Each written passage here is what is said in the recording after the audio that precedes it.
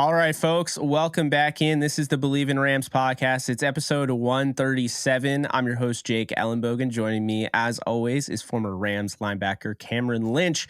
And we're going to be talking about a lot today. We got some stuff to talk about. It's been a weird season. Before we get into it, just a reminder for you guys, if you do like this and you want to support the channel, be sure to subscribe, like, comment, rate, review. If you want to get some merch over on the Believe site, definitely go over to Believe.com. You can grab this awesome hat. You can grab the shirt I was wearing the other day, and we'll have stuff up there, more stuff up there moving forward. Jake's takes. Jake's takes. Absolutely. So before we get into that, I got a betonline.ag ad read, and then I'm excited to get just right into it, Cam. We got a burning question that is a burning question. Ooh. So, I mean, you already know what's coming. So, basketball is back, and BetOnline remains your number one source for all your sports betting needs this season. You'll always find the latest odds, team matchup info, player news, and game trends at BetOnline. And as your continued source for all sports wagering information, BetOnline features live betting, free contests, and giveaways all season long. Always the fastest and easiest to bet all your favorite sports and events, whether that's NFL, NBA, NHL, MMA, tennis, boxing, or even golf. Head on over to betonline.ag to join and receive your 50% welcome bonus with your first deposit. And make sure you use promo code BELIEVE to receive your rewards. Bet online, where the game starts. So we're starting this podcast now, Cam, and holy hell, the fire is burning from this question. But I had to ask it. I'm not saying I know the answer one way or another. It's very subjective. But is this the beginning of the end of the McVay-Snead Super Bowl Rams era, a.k.a. F them picks? Ooh, I think one thing you hit on this on one of the podcasts. You mentioned, okay, you talk about F them picks, right? Where, they kind of forego those draft picks. But you also hit on something else with the Texans match, the Rams versus the Texans, and just finishing, right? And the way the Rams started with F them picks, right now, like the Rams need some support, right? So we could have used some of those picks or whatever that looked like from that moment. And so finishing strong is the name of the game for the rest of the season, right? Because finishing strong is going to determine how next year looks, right? It's going to determine if OBJ wants to come back, which I'm not sure if he wants to at this point, but finishing strong is going to be really important for the survival of this era, of this franchise. For Aaron Donald, Aaron Donald wants to win Super Bowls at the end of the day, right? I know he was debating on whether to come back or not, and he wanted to be a part of a Super Bowl, a championship team. And the Rams right now, they're not showing that. And so finishing strong is the name of the game. And so not F them picks for next year. Let's get those picks for next year. The exact opposite of just the thought process there. But there's a lot that needs to be changed. We're seeing those changes happen, right now with trades and cuts, whether we want them to happen or not. So a change in the mindset of the Rams is going to be really important. We're coming off of that Super Bowl, hangover there, and it's not looking good. Yeah, exactly. It's not looking good. And normally the Super Bowl hangovers for the team that loses the Super Bowl, because the Super Bowl is designed to immortalize one team and absolutely stick a knife in the other. And we saw that, the Rams, they lose to the Patriots. And not to say the Patriots were much better after that. Tom Brady leaves and they haven't been there since. But, the Rams, they got the knife in the back. The next year, they tried to overcorrect some certain things. I think they overreacted to losing that Super Bowl. Todd Gurley's out the door, and he played that year. But you see my point. I just think that there's something that could be said watching this team, watching the way that this team has reacted to certain things. I don't think the era's over, right? I don't think it's over. I don't think F them picks is over. I think you do have to hit on your picks, and I think you have to give them a chance to develop. But I think and we'll talk about it later in the show, the different moves they made and why I was a little, but I think we're at a point where we know that when this team is at their lows, they're at their lowest point. Like, this team does not bounce back well. That's why last year was such a blessing, because we saw them not win a game in November and win the Super Bowl. You know, they Mhm. won whatever 9 straight or whatever they had to do. Besides the Week 18 game against the Niners. I think that's really where we're at right now, is that this team can absolutely turn around next year, but it's just there's so much in the air because we've already seen this movie before. We've seen kind of a mini implosion, and that was 2019. But folks, this is worse than 2019. I have Mhm. never. You could say the injuries are bad all you want, and they absolutely are. They're brutal. But this is just, I don't know, man. It reminds me of when I was playing, for the Rams, man. We were in some similar situations where, it's a losing season. How do we prepare to finish strong? And I think I talked about it in one of the other podcasts, but it's not time to wave in the white flag, right? Because times like this, it's also an opportunity for guys who are going to be free agents to land on other teams next year, right? So I'm not saying, hey, everyone leave the Rams, but it's really important for players to play their best ball because teams are looking. It's easy a lot of times to jump in and shout whenever you're winning championships, but when you're getting kicked in the teeth, like that determines who a person is. And so it's going to be extremely important for players to just finish strong. And one thing I've seen, I think going back to that Texans game, not finishing that game strong, the Rams start off really well each game. I mean, I feel like at this point, the Rams are watching our podcast. When I say they ran the ball last week, Jake, they ran that ball, my guy. And it was really cool to see. And then come the second half, Rams, where you at, right? The Rams faded that second half. And so that's just a theme right now for a lot of the players in that locker room, for the coaches, is just to finish strong. Because whether their career is going to be at the Rams next year or not, they have to finish strong. But Jake, how about the running game? No, the beginning of the game for the Rams. I mean, it was looking exquisite, my guy. Yeah, they start off to get 2 carries from Daryl Henderson. It goes for 9 yards. Then we don't see him the rest of the day. Unfortunately, that was his last carry as a Ram. And Mm-hmm. it's really odd, and we'll get more into that, later on the show. But it's really odd because they said it was more of a knee thing, and like he had felt something in his knee, and now he's waved. So clearly there was something else. Cam Akers ran well, wasn't amazing, but he ran well. He made some plays. Kyron Williams is the one that impressed me the most, and He's a that's the guy. guy. Moving forward, he needs to be the number one. I know they're trying to make Cam Akers the number one, trying to salvage that.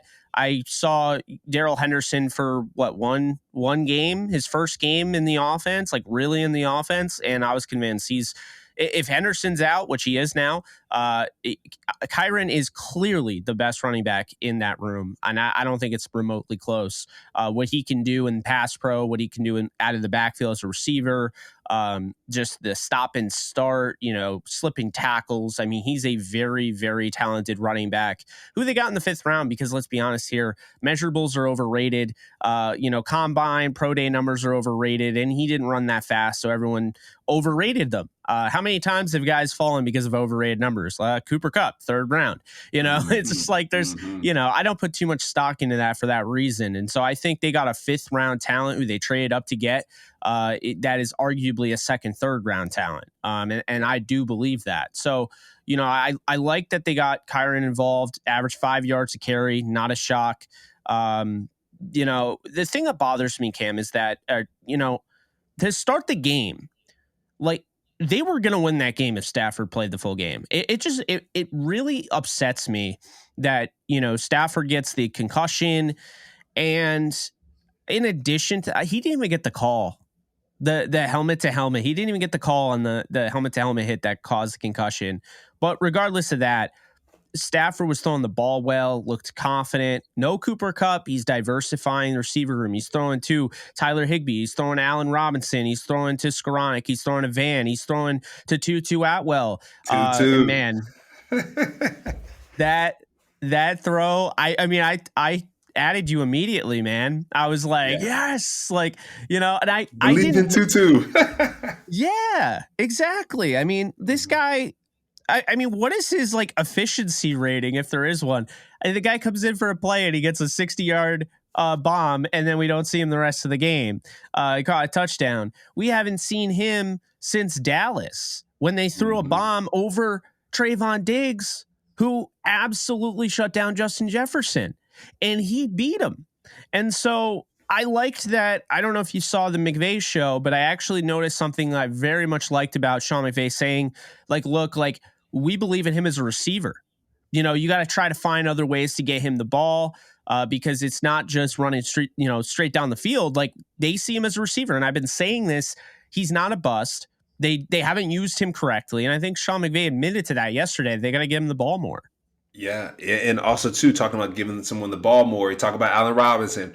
My man has two touchdowns last week. Like that's what we need to see. And like it's unfortunate we're seeing it now, like after Cooper Kupp is hurt. But the way that the Rams are using this offense, using the receivers, Tyler Higbee, like this is what we needed, right? It's midway through the season, almost towards the end of the season, but this is what we needed to see. And so like I said, I feel like Sean is listening to our podcast. He has to, because we talk about habits. Get away from those same habits. Run the ball. Get Allen Robinson the ball, and we're seeing a lot of those things. So now that Matthew Stafford's hurt, unfortunately, and I'm gonna go back to our couple podcasts that we had prior to.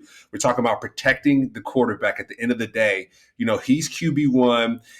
Right now, we're not in a Tua situation, right? Because Tua was able to bounce back and be healthy, but Matthew Stafford, he just came out of concussion protocol. Now he's another one. So like, is that going to jeopardize his future as a human? Number one, like think about it as a human aspect.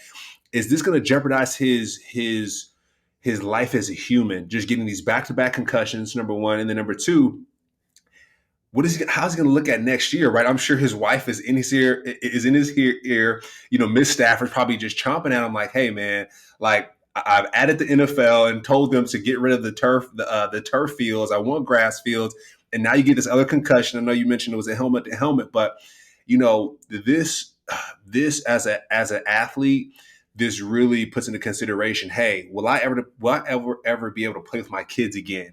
Getting all these concussions, right? Are the Rams protecting me? What does that look like? And so, Wolford, he has a neck injury, and so it's looking dire, my man. It's looking really dire when it comes to the quarterback situation and protecting QB1. To be honest, I don't want to see him in the game until the end of the year, really, like last game or two, if that. But if you want to protect the history of this franchise and the future of this franchise, make sure Matthew Stafford is safe and he's clearly out of concussion protocol. I absolutely agree. I'm not wasting any seconds, putting him back in.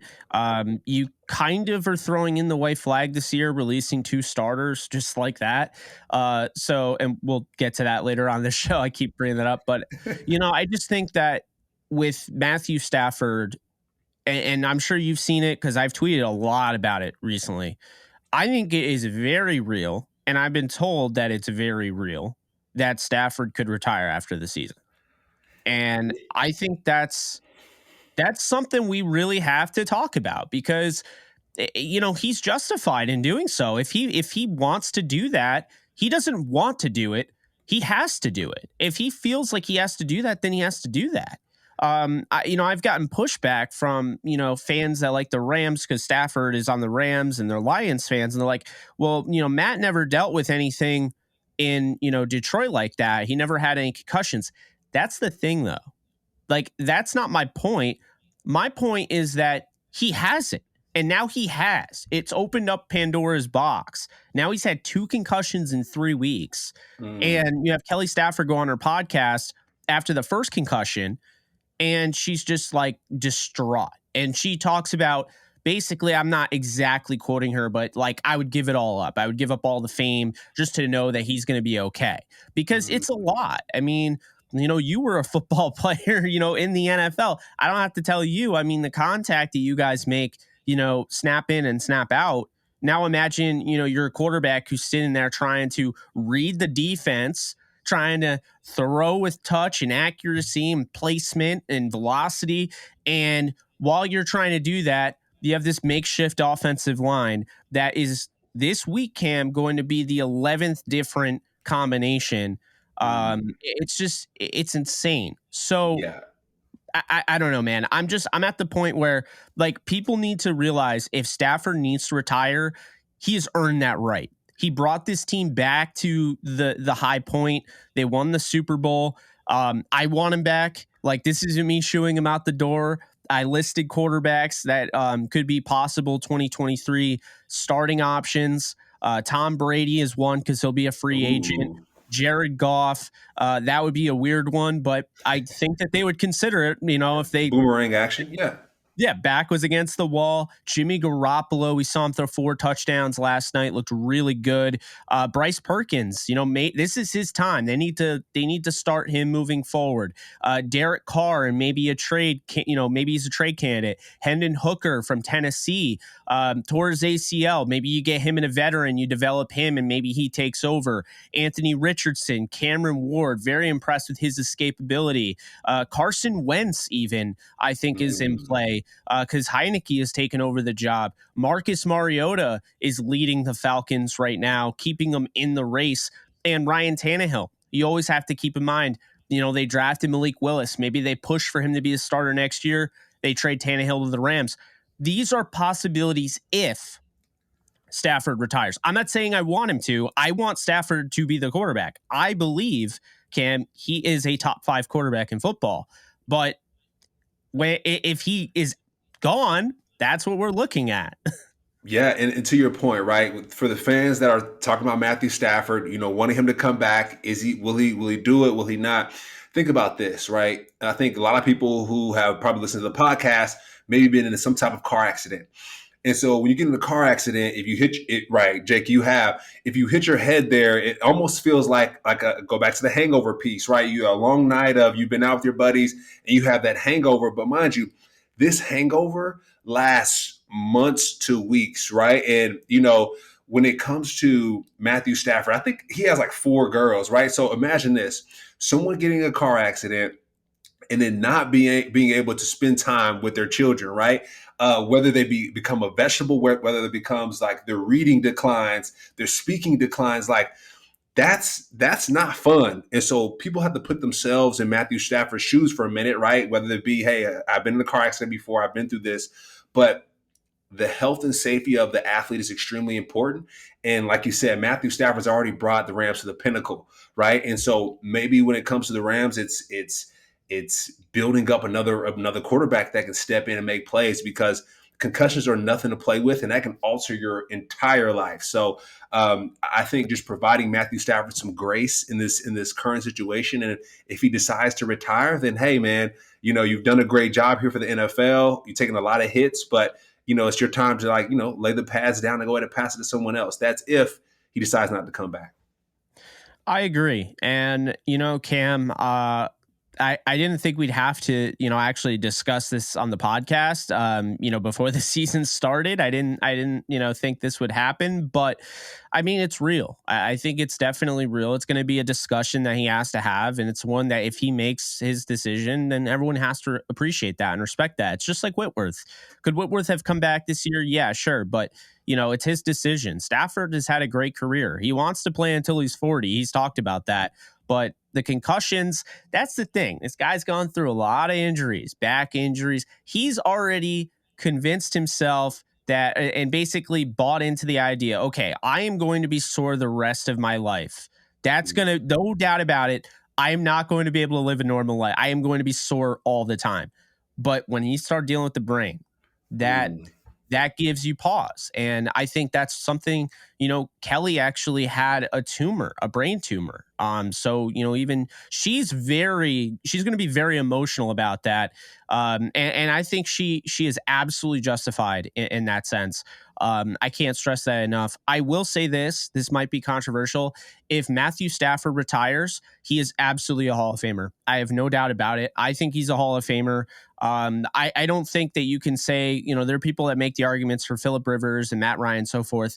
Stafford literally had never had a team like the Rams. And as soon as he was put on the Rams, everything we've ever talked about, if you ever defended him, it all came to fruition. What he was able to do, the injuries he's played with, I think he's a Hall of Famer. And if you were going to hold the Super Bowl MVP from him, well, they gave it to Cooper Kupp. who was maybe the best offensive. I think he was the best player in the league last year, if I'm being quite honest. He was just so dominant.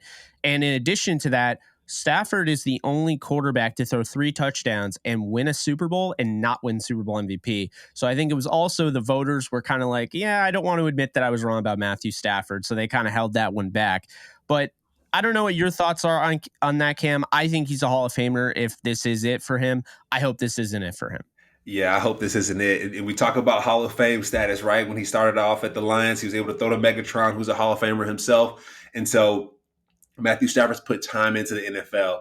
And so I'm gonna give that choice to the Hall of Fame committee, with Matthew. But like you said, though, he came to the Rams, he showed out within 1 year, and was able to put up for the Rams Nation, because prior to, the Rams weren't looking too good. I was a part of that team, and we weren't looking too good. And so to see him come and turn an organization around, score points, feed Cooper Kupp. And then you talked about the MVP candidates. You have Aaron Donald as well. So you got Cooper Kupp, you got Aaron Donald to contest with. Like, that's a lot of people.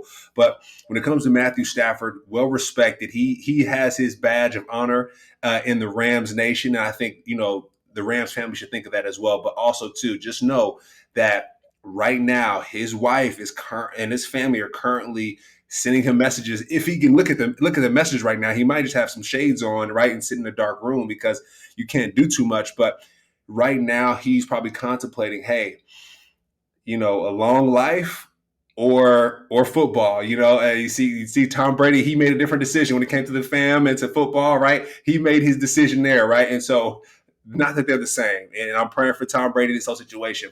But with Matthew Stafford and his situation, thinking of health first is supremely important. And like I said, Kelly Stafford, she might be saying, "Hey, buddy, if you don't retire football, me and these girls, we're gonna jump ship, because we don't want to see you folded up like a vegetable in the field if you get another concussion." So there's a lot to think about there. Yeah, it's a loaded topic. I mean, it because everything changes. If Stafford leaves, the depiction of this team changes. I think as long as the core 4 is intact, I think that they're going to get the benefit of the doubt as a team that is in it to win it. But once you start to lose a Stafford, or they trade Ramsey, or Donald retires, one thing I'll say though, Sean McVay is not leaving. Because if you think the competitor that Sean McVay is, if you think that he's just going to up and quit after this season and go to the booth, I don't think that you've been paying attention. He's never had a season like this. And furthermore, I'm getting tired. I mean, you have the right. I get it. The Niners won twice. They swept the Rams. But I'm getting tired of the Niners fan base, and even like the media in concerning the Niners, pretending that, they haven't missed the playoffs twice, pretending that, Kyle Shanahan's never had a losing record. This is Sean McVay's first losing record, if this stands. And we don't know. Maybe they string together some wins. I'm not very confident in that. But, that's another thing to keep in mind. And a big thing here, Cam, is if they didn't win that Super Bowl against the Bengals, we'd be talking about something completely different. They had been in 2 Super Bowls. So they've gone through the highs, the lows, the highs. And if they go back low, they're going to have a first place schedule or last place schedule next year. And they might have a lot of money, because as sad as it is, if Stafford does retire, or if Aaron Donald does retire, that opens up a ton of cap space. And I don't know where this team is. I don't know if they would. I can't imagine they would ever tank, because I know people are like, oh, they should tank and get Caleb Williams in 2020. I don't think that's what's going to happen. Never tank. But because I think that's disrespectful to the amount of work and preparation that, a team goes through, the players. I just don't think it's right. But I do think that the Rams are going to have a serious conversation what direction they want to go in. Because if Stafford leaves, then I think there's a chance that they go high, like big name, and they go after Tom Brady. I think there's a very good chance they go after Tom Brady. Now, you have to sell Tom Brady, because I think he would love to be in LA, and this is almost like a turning of the book, and he's going to be 46, right? But, now he's not, he's not handcuffed, right? Because he's out of that situation. And now I think he just wants to play football. And I don't think he's going to retire, if I'm being honest. So I could honestly see him going to the Rams. If Stafford does retire, I could absolutely see the Rams going after him. I could see the Rams trading for a Derek Carr, seeing that, hey, this guy has a lot of talent. He's just not playing with much around him. And Josh McDaniels just doesn't work as a head coach in this league. I mean, it's been proven. Um, they could go that route. They could go and go after Carson Wentz. Be like, hey, tried it with Goff, number 1 overall pick. Let's go with the number 2 overall pick from that draft and Carson Wentz. And I'll be honest with you, Cam, if they were able to protect Wentz, if they built an offensive line around him, he had the weapons he has. I think with McVay's offense, Wentz would thrive in that. I Yeah. think there's a lot of guys, and I know And it sounds weird to say that because the offense has been garbage this year, but I think it's more about the injuries, and I think Sean McVay has done a poor job of taking the rubble off him. I think the injuries have kind of pushed him down and kind of submerged him under this giant ocean of body of water, if you will, in this analogy. I just think he struggled, and I think a lot of the reason is because he has no idea what to do with all these injuries. Yeah, and to your point, right? You mentioned Carson Wentz. So we were actually there when I was playing for the Rams. We were there when the Rams got Jared Goff, right? And it was Jared Goff or Carson Wentz. Which one will it be? And then also fast forward, I was also there when the Rams played the Philadelphia Eagles, and he got hurt out there in the Oh, Coliseum. And so that was just extremely unfortunate. And a lot of times, what people don't realize is when it comes to injuries, it messes with the mental game. You almost become a new person or a new being, whenever you're battling an injury. And so I feel like Carson Wentz has never been the same since then. But who knows, right? If he were to come to the Rams at the place where he got hurt and it changed the trajectory of his career, maybe he can turn things around a little bit. And like you mentioned too, make sure that he's protected at the end of the day, right? Because no matter who the Rams bring in, if there are injuries, what does that depth look like? And so for the Rams, not only going bigger, going home for the Tom Brady, the Carson Wentz, Derek Carr, whoever that is, but also continuing to build the reserves, right? The bench, because to go far in football, to go far in the playoffs and the championships, it's not always that first person. It's sometimes that second person, that next man up who can step in and make some plays. So you talk about the Wolford, you talk about some of those different players that stepped up in big games. And so not only going for the home run ball, but also making sure that the players that are backing up some of your QB1s or some of your superstar players, that those guys are ready to come in and make a big impact. And so I think that's big as the Rams look for, what's possibly next if Matthew Stafford retires, making sure that there is depth within their system, because we're facing that right now, the quarterback position. When it comes to depth, right? And we saw a couple of these trades jump in, or saw some of these waves come in. Who are they going to get next, right? What quarterback are the Rams going to bring another quarterback? What does that look like? Because we're on QB3 right now, and so I'm sure other teams right now are saying, "Hey, let's see what QB4 looks like," right? And so yeah. the Rams have to think about depth at this point. Oh, absolutely. I think you still have plenty of games to play.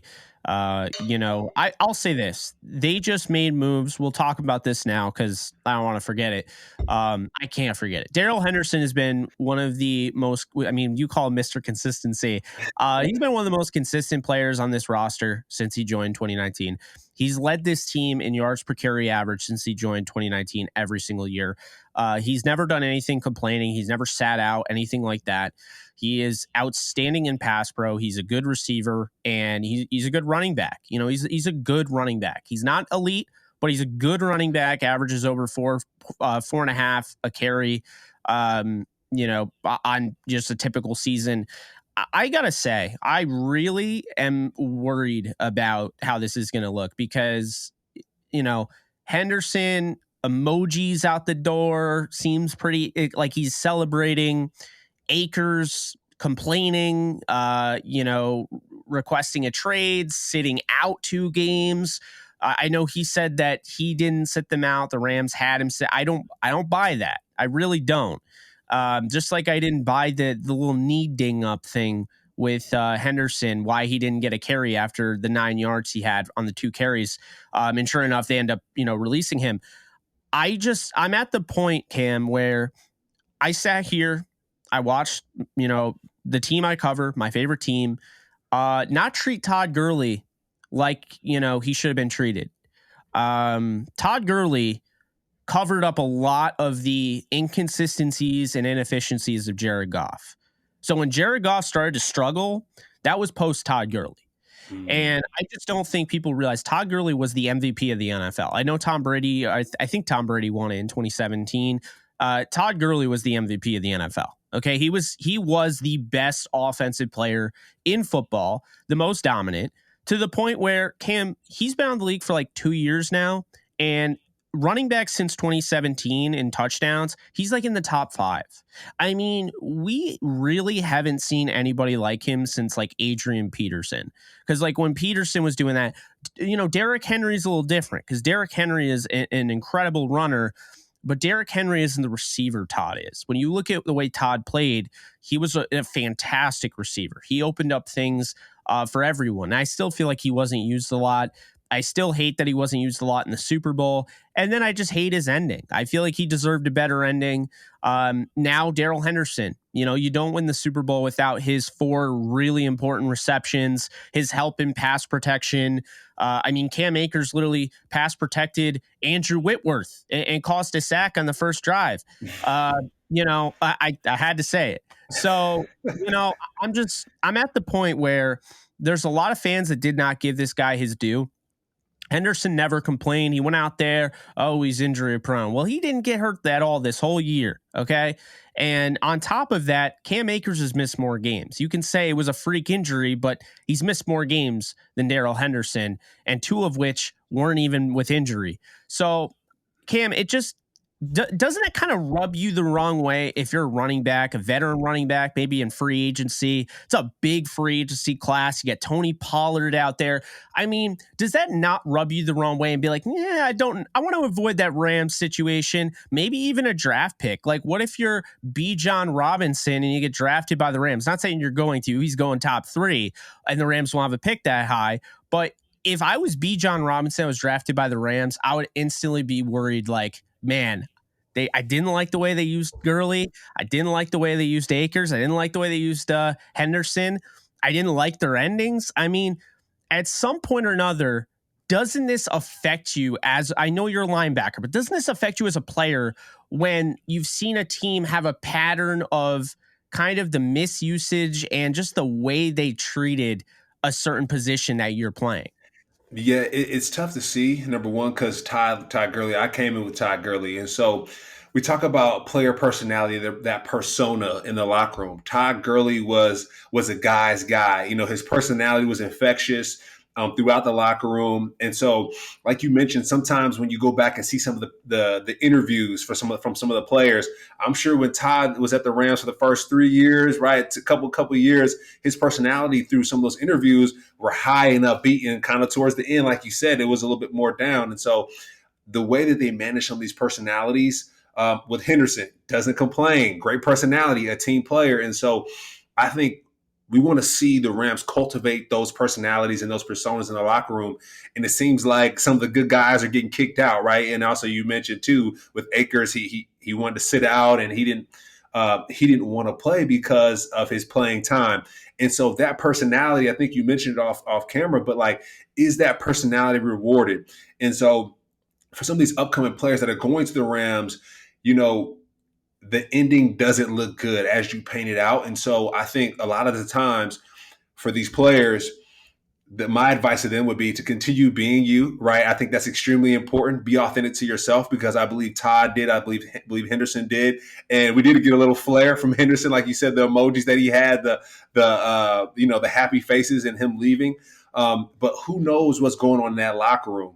Who knows what's going on in that locker room and some of those meeting rooms? And a lot of times too, we talk about Sean McVay, but we also have to look at the offensive coordinator, some of the offensive coordinators, some of the other offensive coordinators, some of the running back coaches, and seeing how are they cultivating that room? Because it seems like that running back room is not going too well, and things are awry there. And so a lot of times we look at the players, but we have to take a step up and look, okay, who's coaching these guys? Who is tending to Yeah. these guys and their personalities? So There's a pattern there. I mean, there's a pattern with the running backs. It's concerning. I'm praying for Kyron Williams not to go through the same thing because I think he's going to be a heck of a player.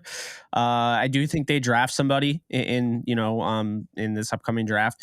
Hopefully, they're not in the second round. I think they have bigger pressing needs. Speaking of which, we really didn't. I mean, don't want to make this podcast go too long, but we got to cover your side of the ball, the defense, because all right, yeah. man, the offense had so much to talk about that we almost forgot to talk about the defense.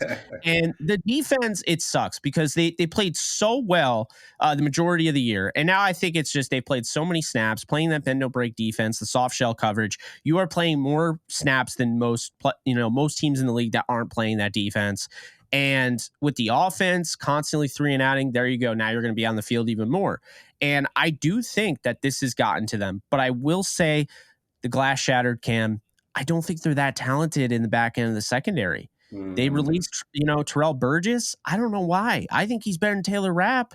I mean, why are you putting Taylor Rapp in single high safety coverage? I mean, you literally warned them about Olave in our podcast. Like, hey, this guy can go over the top of you. He can make a play. And, I think it was Jonathan Vilma compared him to Torrey Holt.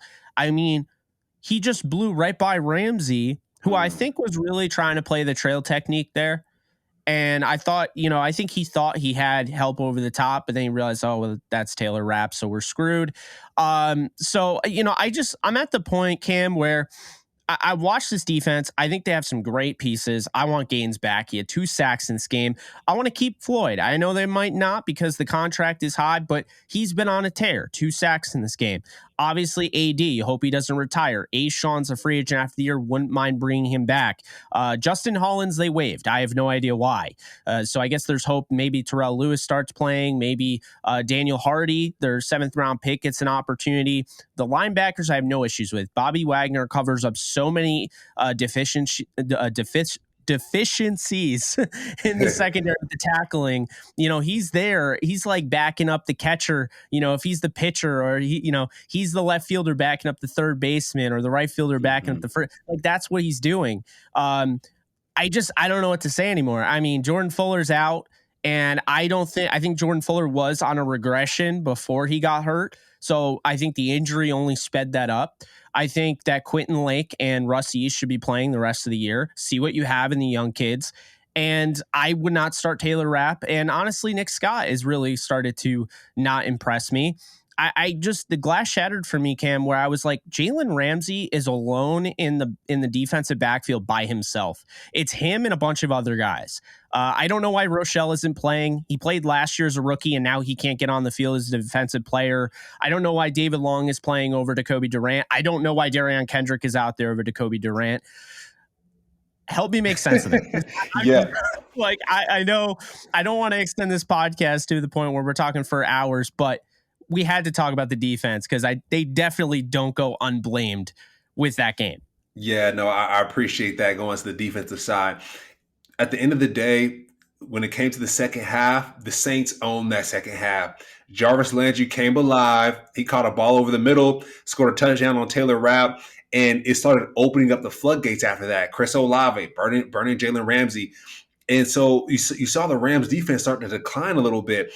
And you talked about, I feel like if we go back to these podcasts, we talk about bend no break defense. I'm sure you mentioned that on every single podcast, and Every other podcast. people, every podcast, and other people are seeing that as well. So like, okay, if we know the Rams are going to play bend no break defense, they're going to play off the ball. Well, let's figure out how to do some spot routes, right? Figure out how to throw the ball over the middle and just expose some of these soft zones that the Rams are in. You talked about Jalen Ramsey getting burned on that play, and that was I believe a 3-seam defense that was. And Jalen Ramsey, if I'm not wrong, the Jalen Ramsey as a seam player, you have the seam route at the end of the day, and so. I don't think he knew how fast Chris Olave was. I don't know. I know Jalen I don't Ramsey think was anybody talking. did. Yeah, I think he was talking mess to LeBron James on who is faster on uninterrupted the shot, but he should have been talking about a foot race against Olave because I mean he got toasted on that play, and so I think what teams are starting to do, they're starting to understand the Rams defense. They're starting to pick them apart.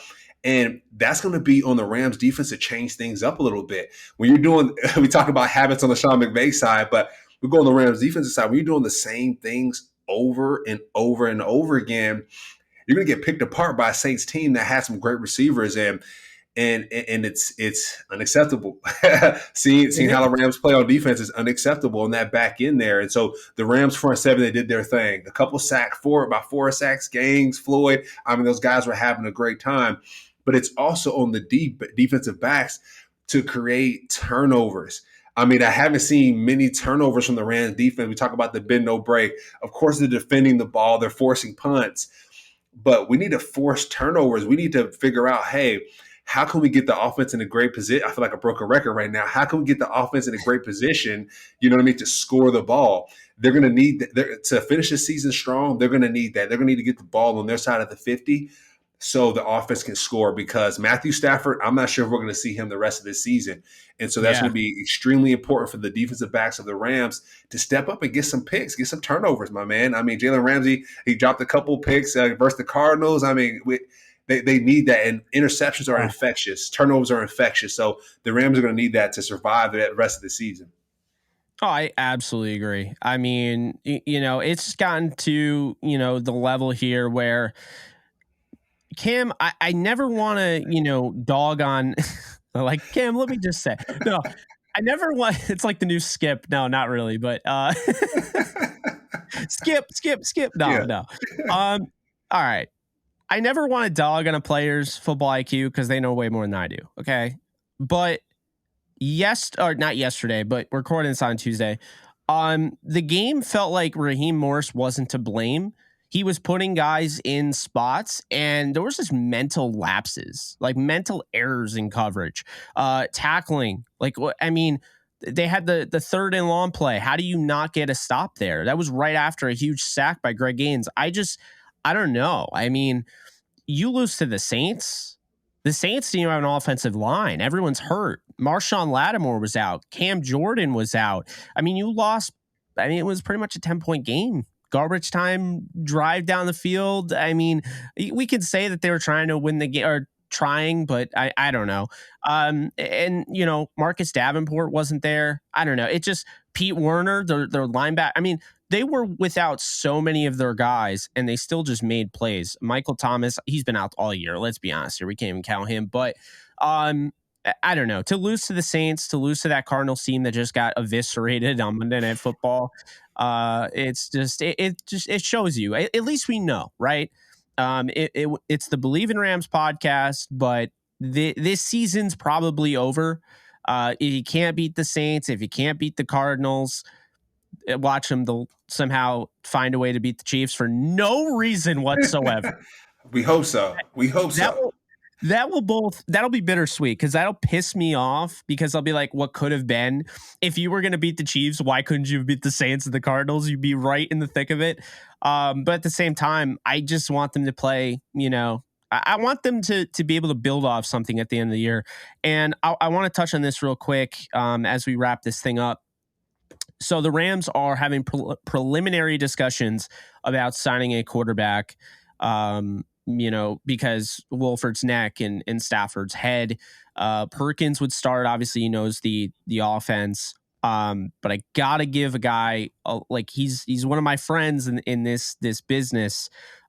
He has never gotten his shot, and I just gotta say right now, if the Rams are listening, go out and sign Kyle Sloter at quarterback. I feel like this guy is so disrespected. He's never gotten his shot. I watched Jake Fromm with the whole tweet scandal or the Twitter the text scandal. He gets a start. I watched Nick Mullins get a start. I watch all these quarterbacks that aren't as good as Kyle get starts. And I got to voice my opinion on that because I feel like he's somebody that could come into this team. He knows what it's like to be behind not a great offensive line. Go and watch the New Orleans Breakers in the USFL. He was the starting quarterback. He got destroyed by that offensive line. But you know what he did? He kept getting up. He kept making plays. He kept that team competitive, winning games, throwing the deep ball with touch, accuracy, placement. He has mobility. I don't know if you know Kyle, but I feel like he's had his moments in preseason.